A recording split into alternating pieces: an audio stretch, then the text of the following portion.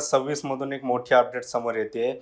ज्या रुपाली पाटील ठोंबरे ह्या प्रभाग क्रमांक 26 मध्ये उभ्या होत्या, त्या ठिकाणी आता पुन्हा एकदा त्या पिछाडीवरती गेलेल्या आहेत। त्यांनी 2 प्रभागांमधनं फॉर्म भरला होता। एका प्रभागामध्ये ऑलरेडी त्यांचा पराभव झाला, तर दुसऱ्या प्रभागामध्ये 1329 मतांनी त्या पिछाडीवरती आहेत। आज दिवसभरात त्यांचे मोठ्या प्रमाणात व्हिडिओ समोर आले। त्यांनी जो काही आक्रमक भूमिका घेतलेली होती, मतदान केंद्रावरती मोठ्या प्रमाणात गोंधळ झाला। त्या ठिकाणी रुपाली पाटील ठोंबरे यांनी आरोप केले, मशीनमध्ये गडबड असल्याचे देखील आरोप केले। परंतु आत्ताचे जे काही निकाल समोर येत आहेत त्यामध्ये 1329 मतांनी त्या पिछाडीवरती आहेत। भाजपच्या या सगळ्या सिस्टमवरती किंवा ईव्हीएम असेल, बाकीचे अधिकारी असतील, सगळ्यांवरतीच त्यांनी आरोप केलेले होते।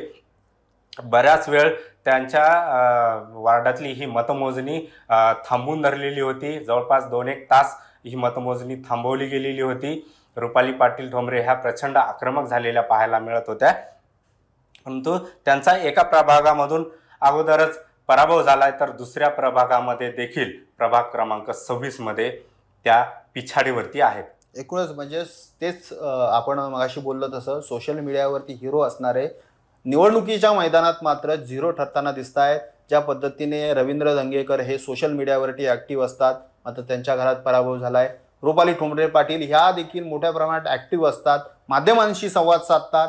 धंगेकर देखील माध्यमांशी मोठ्या प्रमाणात संवाद साधतात, मात्र ग्राउंड रियालिटी काहीतरी वेगळी असते। सोशल मीडिया आणि मतदान यामध्ये फार मोठी तफावत असते। हे आता वसंत मोरे, त्यानंतर रवींद्र धंगेकर आणि रुपाली ठोंबरे पाटील या तिघांच्या निकालातनं हे समोर येताना पाहायला मिळत आहे।